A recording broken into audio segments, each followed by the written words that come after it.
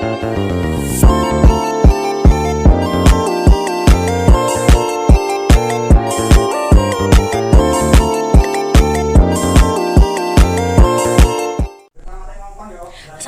warahmatullahi wabarakatuh. Perkenalkan, nama saya Anida Federnawan dengan NIM 2110301001. Di sini saya akan mengerjakan tugas terkait K3 dan ergonomi, yang dimana saya akan di sini menjelaskan tentang biomolekular mekanisme. Nah, dalam mekanisme biomolekular itu terdapat yang bernama ribosom, yang dimana fungsinya adalah untuk menghasilkan informasi penting tentang struktur, kemudian fungsi kompleks dari ribosom itu sendiri. Nah, ribosom ini dia akan mensintesis dari protein yang mengalami gerakan untuk mempengaruhi dari translokasi tRNA dan mRNA. Selanjutnya, pergerakan domain dieksplorasi dengan jaringan elastis berbulir kasar menggunakan analisis. Nah, struktur kristal itu digunakan untuk membangun berbagai sistem model kompleks seperti 70S dengan atau tanpa tRNA. Nah, faktor pemanjangan TU dan protein ribosom, gerakan tersebut itu menunjukkan gerakan rotasi subunit besar yang mirip raset, serta rotasi kepala subunit kecil dan fleksibilitas tinggi dari tangkai L1, L2, dan L12, bahkan tanpa adanya protein ribosom. Hasil menunjukkan bahwa gerakan diamati secara eksperimental selama translokasi secara inheren yang dikendalikan oleh bentuk ribosom dan hanya sebagian bergantung pada hidrolisis GTP. Protein ribosom S7, S11, dan S18 juga terlibat dalam ketepatan terjemahan dengan membatasi mRNA di lokasi saluran keluar. mRNA dia akan berinteraksi dengan ujung 19S3 yang membentuk kompleks Sain-Dalgarno pada langkah inisiasi.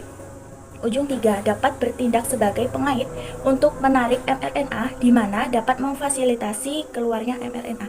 Nah, dinamika kolektif dari terowongan keluar poplitida diselidiki. Nah, mode normal itu dihitung secara individual dan dalam kombinasi linier dengan koefisien yang berbeda, meniru sudut fase antar mode. Nah, untuk mengikuti gerakan mekanik, residu dinding terowongan, fluktuasi frekuensi rendah, dia menunjukkan bahwa ada 3 wilayah yang berbeda dalam terowongan, seperti di pintu masuk, kemudian leher, dan pintu keluarnya. Yang lapisannya itu dia memiliki gerakan berbeda. Umumnya lapisan dari daerah masuk dia bergerak ke arah luar untuk membantu menghilangkan peptida. Dengan daerah keluar mempunyai gerakan yang jauh lebih besar. Namun dalam arah tegak lurus, sedangkan daerah leher terbatas umumnya memiliki gerakan rotasi. Terutama perluasan protein ribosom L4 dan L22 yang dilestarikan secara universal yang terletak di wilayah terowongan yang paling sempit dan strategis secara mekanis. Umumnya, dia mengalami gerakan anti atau tidak berkolerasi yang memiliki peran penting dalam mekanisme gerbang poplipeptida yang baru lahir dan juga berhubungan erat dengan gerakan peristaltik. Nah, dinamika mRNA dan ribosom itu memberikan kontrol yang kuat dan mengarahkan dinamika masuk, kemudian translokasi dan keluarnya mRNA. Nah, ribosom dia mengalami gerakan besar untuk mempengaruhi translokasi tRNA dan mRNA. Nah, hasil ini dia akan menunjukkan bahwa gerakan yang diamati secara eksperimental selama translokasi secara inheren dikendalikan oleh bentuk ribosom dan sebagian bergantung pada hidrolisis GTP.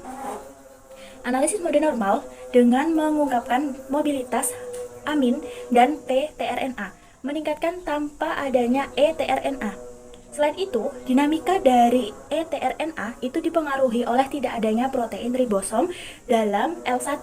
Nah, mRNA di terowongan masuk berinteraksi langsung dengan protein yang bernama helikase S3 dan S4 yang membatasi mRNA dengan cara seperti menjepit protein S5 yang mengarahkan mRNA untuk memastikan ketelitian terjemahan.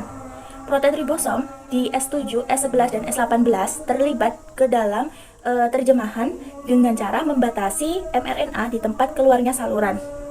mRNA juga berinteraksi dengan ujung 3-RNA 16S yang membentuk kompleks Sain-Dalgarno pada langkah inisiasi. Ujung 3 tersebut dapat bertindak sebagai pengait untuk menarik mRNA sebagai memfasilitasi keluarnya mRNA. Mungkin itu saja mekanisme yang dapat saya sampaikan. Kurang lebihnya saya mohon maaf. Wabillahi taufiq wal hidayah. Wassalamualaikum warahmatullahi wabarakatuh.